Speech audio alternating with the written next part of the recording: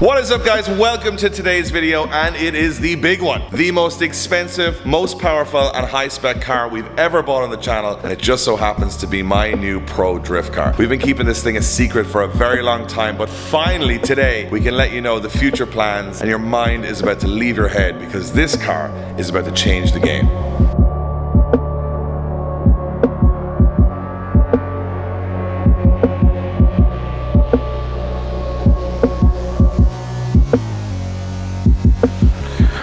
Alright guys, this is the big one. We've been on Car Week, we've been buying tons of Japanese street cars, tons of projects, but there's one project that you guys probably noticed was missing, which is my Pro drift car. Now in the fire, I lost my C6 Corvette, but everyone's been asking, what am I going to be drifting? And I didn't just buy a drift car. I probably bought the best drift car in the world. I know that sounds crazy, but believe me, when you see the rest of the video, you're gonna understand. So I've been drifting for on and off 10 years in competition, and most of the time I was doing it for fun. I wasn't really too concerned with being the most competitive or winning the event. I just wanted to be part of the event. But now we've got a new chance, a new start, and I started thinking maybe it would be a good idea to have a car that is capable of winning any event anywhere on the planet. A car that we could show up to any series and be competitive, and maybe take my own driving a lot more serious. Now, a couple of episodes ago, you'll notice that I drove James Dean's Eurofighter, and that really gave me an appreciation for a top-level Pro car. Once I got out of that car, that was it. Everything had changed for me. So we started talking to different people about building a car. Then we went to Drift Masters in Spain, and someone brought a car there, a car that they've been working on from concept to reality for over 2 years. I easily thought it was the best drift car I've ever seen. So in the fire, we lost the 3 most expensive cars that we had at Drift Games. Our 2JZ Liberty Walk Lamborghini, my C6 Corvette with full HGK body kit, and we also lost my A90 Supra street car. They were the 3 most expensive cars. And when we got some insurance back for those 3 cars, I thought about maybe putting all 3 into one car. Instead of having 3 separate cars, have one insane car. So what would happen if you were to take the insane 2JZ that we built for the Lamborghini and put it into my A90 street car, and then put the HGK carbon fiber body onto that? What would that car look like? Well, it just so happens that DBM Engineering in Holland have been building my perfect car for the last 2 years, and today we can finally reveal what I will be driving for the next couple of years as my Pro car, and it is a full insane A90 Supra.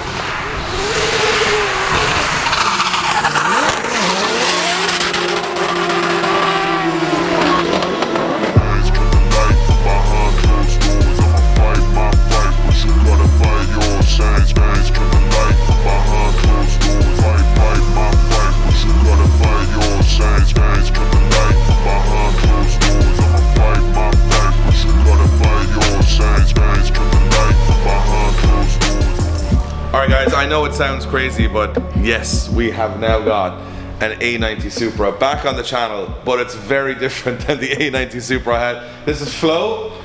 Now, Flo and I have been friends for a long time, so we've kind of come through drifting together a little bit because probably 8 years. Yeah. Flo turned up to one of the events we were running with Sebastian Fonten at the time. Yeah, 2016, and we became good friends behind the scenes before all of this craziness at DBM has started. And we've actually been here before. Last year when we were driving to Poland, we actually came by DBM, checked out all their builds, and the stuff these guys are building is just insane, and the level and quality. However, what is even more interesting is that this car we saw probably less than a year ago in a storage container that had this kit on it, but it was just a passing, you know, it's a shell, we're thinking about building something, but it's probably 2 years in development, this car.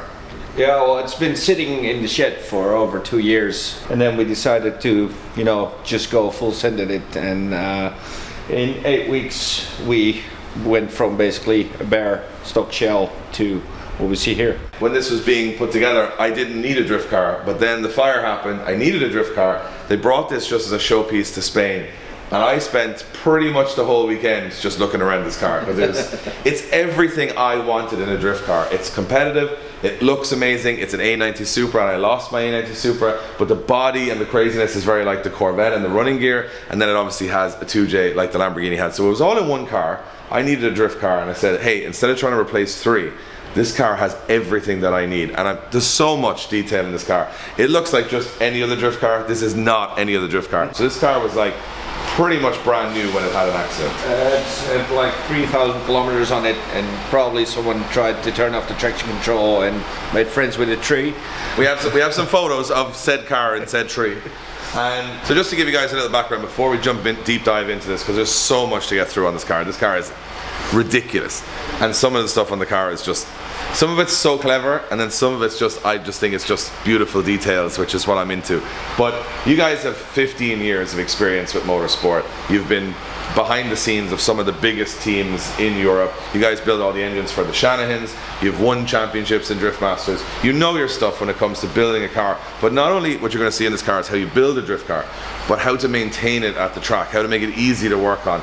All the little tricks that you've learned over the years are all in this car. So that's the bit I'm looking forward to showing you guys, because there's so much stuff in here that when we were discussing the car, that they were telling me about how they thought around different things that I've never seen before in drifting, and that's the bit I'm excited to show everybody. We'll work on the outside first because that's the easiest bit to see. So we have a full, they call it a jet kit. Supra jet kit. Supra jet kit from HGK, so all carbon Kevlar everywhere. The light blanks are contrasting carbon fiber along with the front splitter. Got the aero catches on here. We got some small tidy mirrors on the car as well. Yeah, they're just basically Halfords mirror. But so basically they're a Halfords mirror, but they actually fit the car so well. So this is the only cheap thing on the car, but they look great. And all of this bodywork is complemented by, you're going to see a lot more of this. So this is the color they painted all the alternate panels and the chassis itself. Yes. Which, if you know cars, this is super cool. It is Millennium Jade from the R34 GTR. Yeah. So it's like a beautiful contrast to the Kevlar. Yeah, when we just got the shell, we were joking because Supras were still like very new back then, because there were just maybe one or two running in competition. We were joking about putting an RB in it, and then we thought, yeah, then we should make it Millennium Jade, you know, just the Toyota Nissan thing. But luckily we stuck with the 2J, but the Millennium Jade stuck, and it was a bit of a gamble, but we're really happy how it works out with the Kevlar. Because if you look at it just as a contrast with the green Kevlar, it looks incredible. This is a very cool detail that you wouldn't even notice, and I didn't even notice when I first looked at the car, but the badging on the car is actually cut out of titanium. Yes. So this is a titanium Supra badge and Toyota badge, same on the front. Yep. So like just even the little touches like that to me are just mind-blowing. The kit is obviously super aggressive. You can see most of the half of the tire on the back. And on the outside, as you can see, it runs the Strom DS15s, which I've never seen these wheels look so good on a car, and they look unbelievable on this thing. So we've got a full set stack of wheels for this from Strom. Thank you, Strom Wheels. And these are the Hyper Black DS15, so 10.5s in the rear, and what, 9.5s on the front probably? Yeah. So the perfect staggered set. And again, such a wide kit. I mean, this is, you gotta remember the standard car comes to about here. Something like that, yeah. So you got about a foot here, so you need some wide wheels to be able to accommodate. Basically a big tire too, because this car is on 285s at the moment, and it can run all the way up to Driftmaster spec tire, which is a 285, which is a big tire, so you need a big rim for that, which is unbelievable. This is quite cool as well. Just to show the door handle. The door handle is standard on the outside, also the original door handle on the inside, with a full carbon fiber on the inside. I love the contrast between the Kevlar and the carbon. It's just so cool. I'll get to the inside in a little bit. But all of the outside of the car, as amazing as it looks, everything that's, I suppose, the value in this car is everything that's underneath. And I gotta pop this bonnet because wait till you see the fit and finish in here.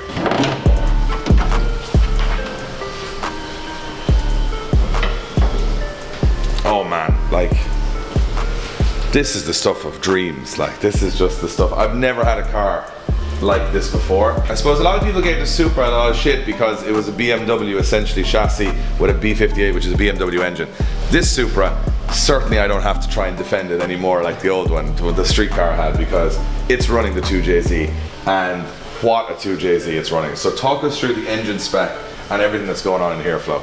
Yeah, well, we love BMW chassis with 2Js in them, so we're kind of glad that Toyota picked like a BMW chassis. It's just too bad they went for the engine as well. So fully forged engine as it is, like billet mains, girdle, pistons, rods, cams, basically full Drift Master spec, and it's just shy of 1,000 horsepower right now. So this is quite a similar engine spec to what Connor and Jack Shanahan run in their GT86s. Yeah. Very, very similar. You guys build a lot of those engines. You know they Yes. work. They're competitive, and if it's good enough to win Drift Masters last year, it's definitely good enough for this car. And you've done some very tidy pipe work around this as well. Yeah, we make our own intercoolers because you know, a lot of the intercoolers you can buy, we just run into very high intake temperatures. So we buy our cores from Garrett, make our own end tanks and piping, so top feed and top out for best performance of the intercooler. And you know, we've been running some cars in Oman, and we're really fighting intake temperatures over there. So that's why we also making fan shrouds now. So it actually it's cooled electrically. So when you had a run and your intake temps go up, it actually cools down the intercooler very well when you're waiting on the start line for your next run. And also the oil cooler is fitted to the bottom of the shroud, so you have a very good stationary cooling basically. Because in drifting you need to start cool, because you only drive for 30 seconds, most tracks are 30 seconds. You know, it's just all the fancy bits and bobs, like the good clamps, because you know, the normal couplers, they tend to come off, and we got sick of that, so yeah, this worked like a charm. And everything very accessible, like we prefer function over form, and then make it look as tidy as possible. So when you do need to take the engine out, it's just one plug, and you can remove everything. Yeah, I noticed that. So you can just take this plug from the chassis. That's the whole engine. And the whole engine comes out with that. Yeah. That's all you've got with it. So this is from, I mean, I've seen the guys at DBM, they're always stuck into tons of people's cars at Drift Masters. And you guys are probably always getting to a point where you go, oh, this would be so much easier if this. So in building this car, you looked at how quick you could change everything on the car, from the gearbox to the engine. Everything plugs out very, very quickly, which is the whole point, right? That you can get back on track as quick as possible. Yeah, we're usually quite fortunate that stuff keeps working, but we try to build for the worst scenario, like if you have to fix stuff in a very short amount of time. And but usually it happens a lot on helping out other people, and but you also run into problems why you couldn't help them in time, and you try to prevent that when you would run into a similar situation with your own car. Exactly. So this is running, suspension wise, it's running Wisefab on the front and rear, because Wisefab are at the moment the only people that make a full angle kit for the A90 Supra, and running BC Racing coilovers on the front and rear, so that's awesome. So we've got Strom, we've got BC Racing, and what I love about the whole fit and finish here is that the clear cam covers, the carb, all the little details are just, and even the billet cover on the engine, everything is just so good. You got all the good bits. They're all the tidiest bits. I know aesthetically it doesn't do a whole lot for performance, but it does a lot for me just opening the bonnet and just looking at things. And also it's super clean and easy to see if you've got any leaks or anything on the car, that everything is so tidy, neat. Just unbelievable. My favorite thing though, which is not something that anyone would ever pick up on, and I didn't until Flo told me this on the phone, is that imagine looking at all this, and the thing that I was drawn to was the window wiper. So the window wiper, this is just, I always say the smallest details tell the story of the biggest details. And tell me about the window wiper, because a normal Supra has quite a big window wiper mechanism. It's just like a whole mechanism with moving arms. You know, I was holding it there, and you know, with the whole firewall being clean and no gunk on it, it just felt a shame putting that on there. So Jeroen was looking into stuff. We found this is actually for a John Deere tractor unit. Just makes everything look a lot cleaner. It's so neat. Yeah. And from a tractor. So I mean, it just goes to show, if you look around hard enough, you'll find weird stuff that makes like things easier for you to build. I also want to talk about the brakes on this car as well. So they're not stock as well, they're Wilwoods on the front and rear. Yep.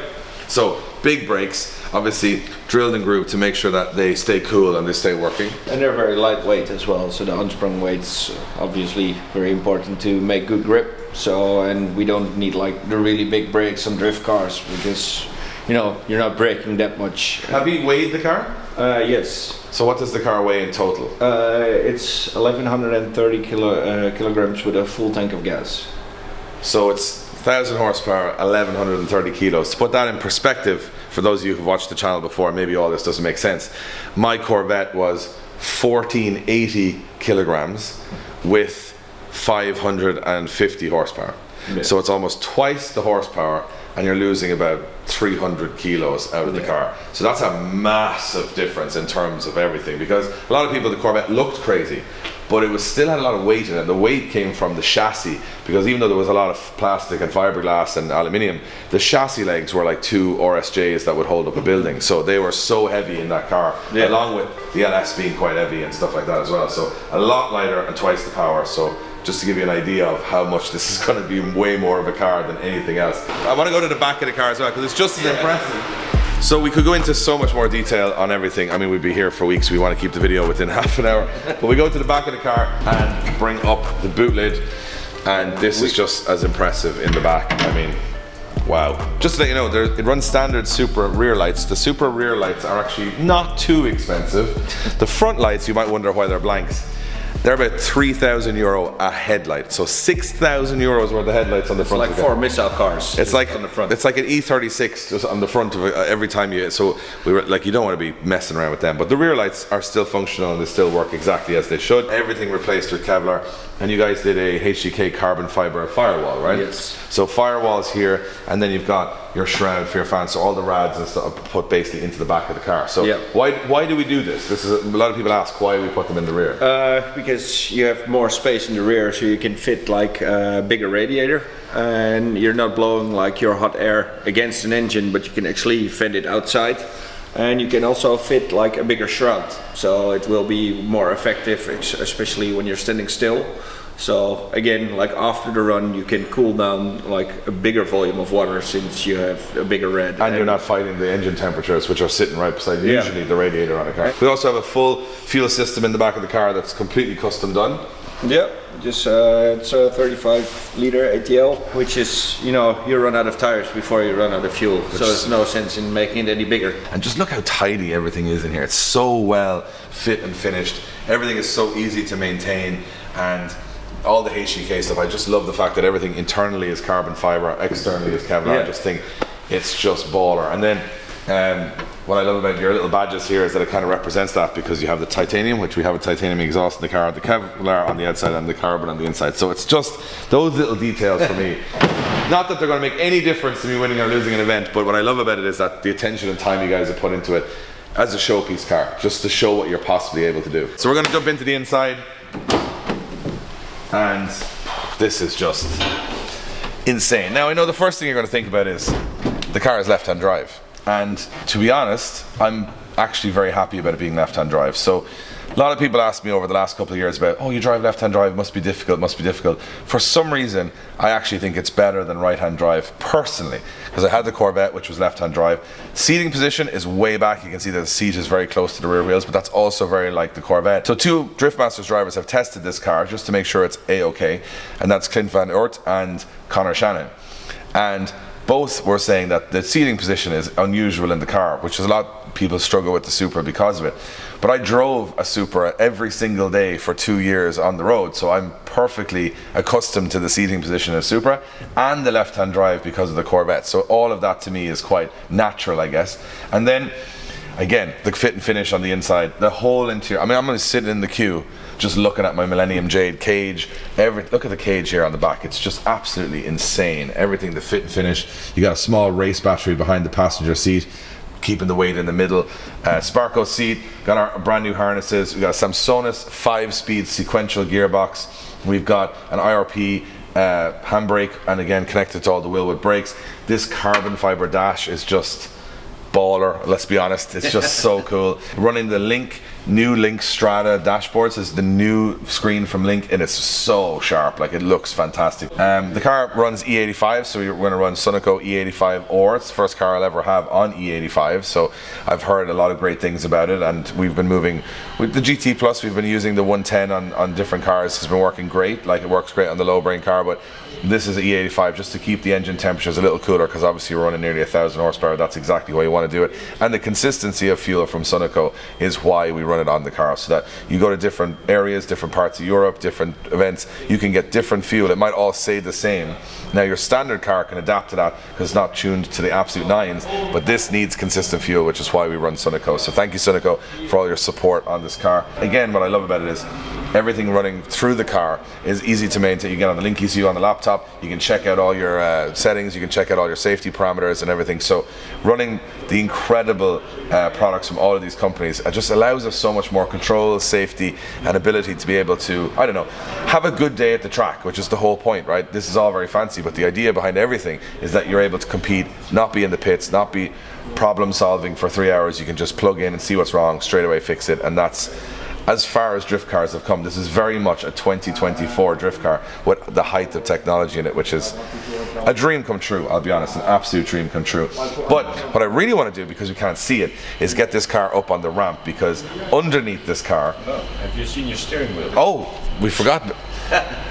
Check this out, right? You want to talk about super cool... Again, it's the little details. The useless parts, but super detail, is that the boys titanium cut out the new Drift Games logo and put it in the center of the steering wheel. And I know the whole car is so impressive, but the little details for me are just... I know for a fact it's such an over-the-top car to buy, but just those little details for me, I think I'll just spend my time sitting looking at every little thing, and I'm sure I'll still be finding stuff in 6 months' time that you guys have done, which is super cool. Yeah. So we're gonna have a look at the car underneath, because it's hard to get an image of how well built this car is, because obviously the outside, what you've seen, is so cool, but once you get on the ramp, I know you're going to be impressed by the underside of the car, which normally is something you hide away on all our cars because they're pretty rough, but this, we're going to show it off. Alright guys, just want to take a second in this video to thank everybody who's supported us by buying some merch on driftgames.life. That is the lifeblood of our channel and the reason we can do crazy stuff like we are in the last couple of weeks. Thank you so much for everyone that's purchased it from all over the world. It's just amazing to see so many people come together. We got through most of the back orders on all of our merch stuff now, and we've got everything back in stock. So if you want to grab some Drift Games merch, now is the time. We're also discontinuing this particular t-shirts. So if you haven't already got it, grab it now. Alright, back to the video.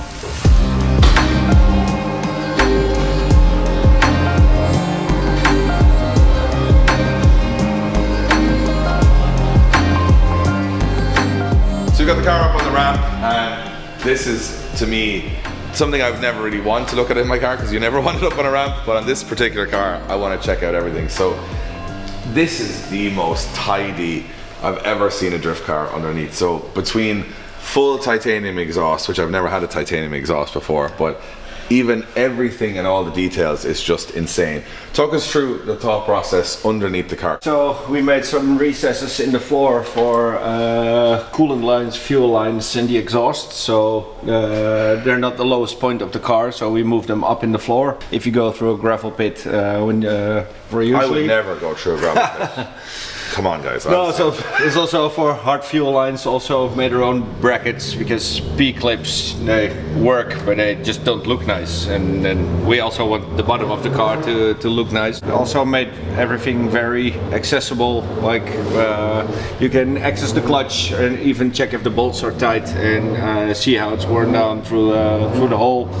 You get a big tunnel, so you can just put your impact. You can just throw it over there and just bang off. So this is the big difference by doing a custom tunnel on the car as opposed to this. The stock tunnel can fit this gearbox, yeah, but it's very tricky to get the gearbox out. Yeah, you're just working with extensions, trying to make it loose. Like if you're with two people on a competition day and you're in a rush, under 10 minutes is manageable. So you can take the gearbox out, new clutch in 10 minutes. Yeah. Just saying, Wayne will be under the clock now, but hopefully we never have to do it. And that's why we keep the exhaust and the coolant lines out of the tunnel, so you won't have to touch anything hot while taking the gearbox off. And at the back of the car, I've noticed this up. So this is a RTS Bulldog rear differential. So this is a quick change, and we get a number of different gear ratios with this particular differential. So if you go to a track, you can change your ratios very quickly. Yeah. So like 5 minutes, you can just change the ratios. Yeah, with a tire change, you have two guys changing tires and one the ratio, and you're probably in like 1 or 2 minutes longer than just for a tire change. Which is unbelievable. So come a long way from having 5 diffs which you had an event. You can just have a couple of little gears, and it's also got uprated rear axles as well, because this car is running a ton of power. So any sort of stock or even uprated axle is not going to work. And yeah, these are like the Weiss Fab axles.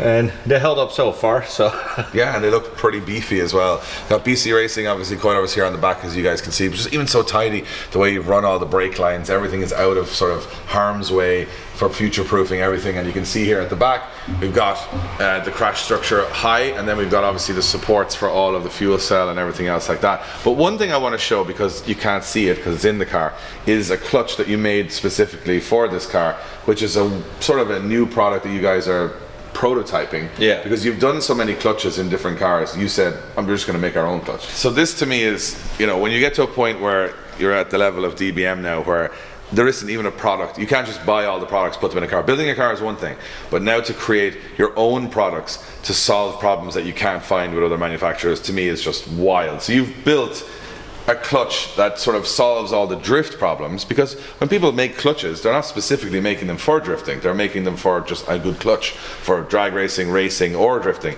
You've kind of found all the issues with drifting have with clutches and made one yourself. yeah, a lot of manufacturers actually say, like, when you're drifting it, there's like no warranties whatsoever, because, you know, drifting is just stupid for clutches basically. So that's why we developed our Dutch clutch, which is basically a 4-plate. So this is also custom made. This is put way more in the center, because usually the pivot point for the diaphragm is all the way to the inside, and making it more evenly prevented from warping, because that's usually where the issue starts. This basically warps up like this, and you're just pressing on the outside of the clutch. We've been running one in Clint's car for now, and so far it looks very promising. What I love about this is the ventilation for heat. So this, I've never seen anything like this before, so that you've got all of this to dissipate all the heat from the clutch. So usually this is just a closed thing. Yeah. It's super cool. So I love the fact that you guys are still developing new things for drifting in 2024. Drifting's been around for 30 years, and now we're getting to a point where we're almost at full motorsport level now of creating custom stuff for purpose, not just repurposing stuff that's made for general use, which the whole car I think represents right now, which to me, look, I know how ridiculous this entire video sounds to everybody, and this car and us buying it, and I know it seems like a ridiculous thing to have, but my experience is that if you get a very talented group of people to build something that they know better than everybody, you're going to end up with a product that's far, far better. And for me, time-wise, building a car like this for us would have taken a year, 2 years. By that stage, you've sunk all your money into it, and by that stage, you've missed 2 seasons. Yeah. And I didn't want to miss 2 seasons. I wanted to get drifting straight away. And that is the next stage. We're going to kind of two-part this episode, because outside, if you look right there, is a big old race truck.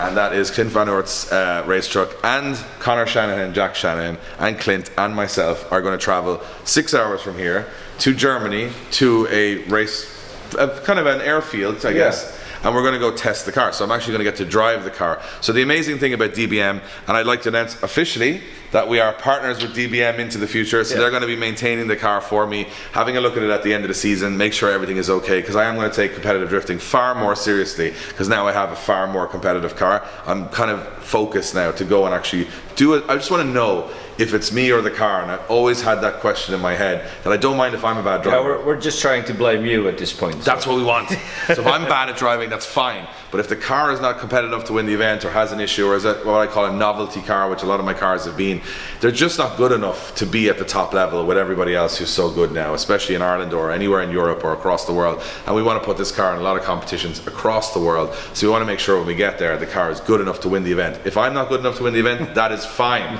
But if the car is good enough to the event, that's the most important thing. So we didn't want to do this video. It's not like a super action-packed video, but I wanted to give you guys a full run through of the car, show you all the details, show you the amazing things that this car has been built to do. And now in the next episode, we get to go drive it. This car is going to be on display at Drift Masters in Ireland, so everyone's going to get a chance to come and look at all the details themselves, because it's so worth it. And then we're going to put our own livery on it. We're going to basically have this car for competitions for the rest of the year. We're going to be doing Iron Drift King in Germany. We're going to be doing the last round of the Irish Drift Championship, and we're hoping that maybe I might get out of the commentary box and drive for the LZ World Tour in September in Ireland in this car.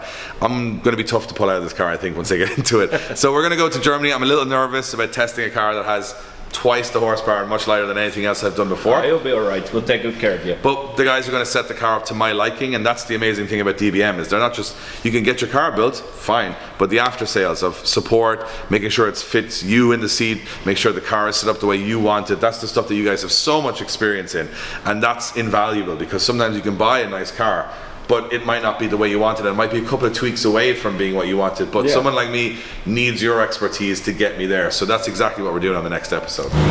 You ready? No?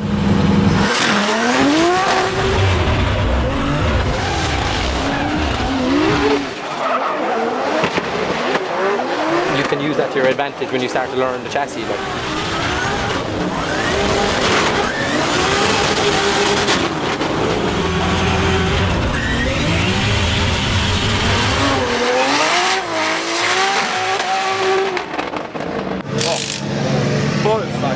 What a car, what a car. How do you like it, man?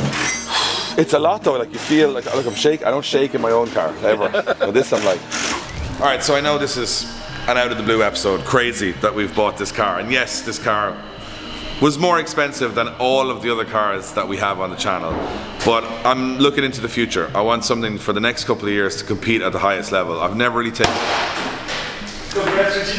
Hey! I didn't know what the hell that was going.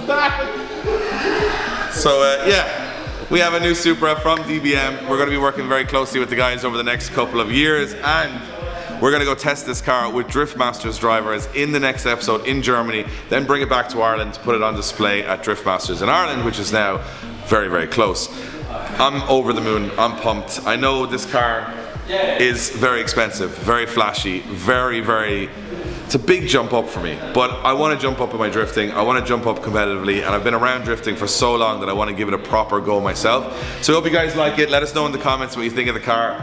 I'm over the moon, and next episode we get to drive it, and I'm nervous and I'm excited, but I think it's going to go really well, and I think I'm going to fall in love. So we'll see you on the next episode where we're definitely going to be lighting some tires in the new Drift Games Supra.